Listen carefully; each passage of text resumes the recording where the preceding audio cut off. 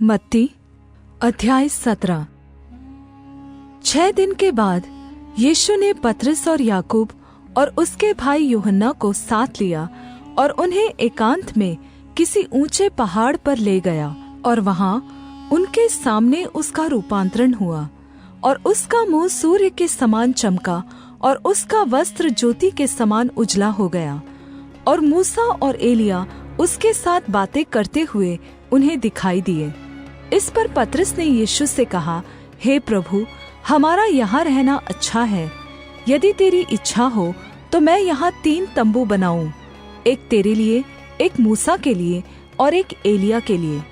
वह बोल ही रहा था कि एक उजले बादल ने उन्हें छा लिया और उस बादल में से यह शब्द निकला, यह मेरा प्रिय पुत्र है, जिससे मैं प्रसन्न हूँ, इसकी सुनो।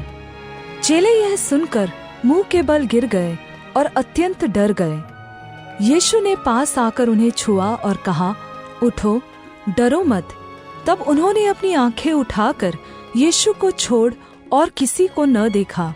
जब वे पहाड़ से उतर रहे थे तब यीशु ने उन्हें यह निर्देश दिया, जब तक मनुष्य का पुत्र मरे हुओं में से न जी उठे तब तक जो कुछ तुमने देखा है किसी से न कहना। और उसके चेलों ने उससे पूछा, फिर शास्त्री क्यों कहते हैं कि एलिय्याह का पहले आना अवश्य है?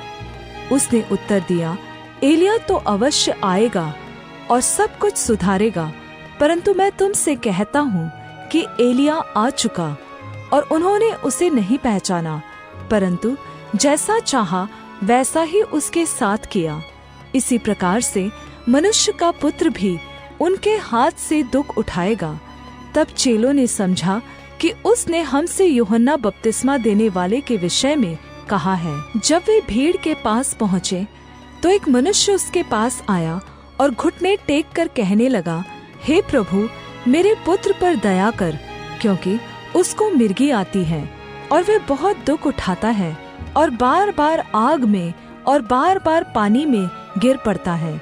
और मैं उसको तेरे चेलों के पास लाया था, पर वे उसे अच्छा नहीं कर सके। यीशु ने उत्तर दिया, हे अविश्वासी और हठीले लोगों, मैं कब तक तुम्हारे साथ रहूंगा, कब तक तुम्हारी सहूंगा? उसे यहाँ मेरे पास लाओ।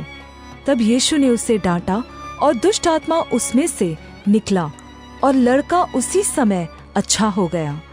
तब चेलों ने एकांत में यीशु के पास आकर कहा, हम इसे क्यों नहीं निकाल सके?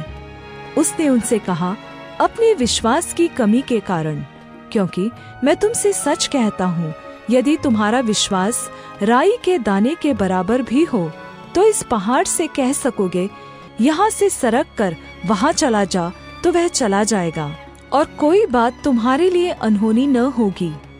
पर यह जाति बिना प्रार्थना और उपवास के नहीं निकलती। जब वे गलील में थे तो यीशु ने उनसे कहा, मनुष्य का पुत्र मनुष्यों के हाथ में पकड़वाया जाएगा और वे उसे मार डालेंगे और वे तीसरे दिन जी उठेगा। इस पर वे बहुत उदास हुए। जब वे कफरनहूम में पहुँचे तो मंदिर के लिए कर लेने वालों ने पतरस के पास आकर पूछा, क्या तुम्हारा गुरु मंदिर का कर नहीं देता? उसने कहा, हाँ देता है।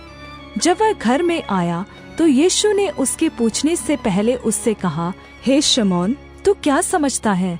पृथ्वी के राजा चुंगी या कर किन से लेते हैं, अपने पुत्रों से या परायों से?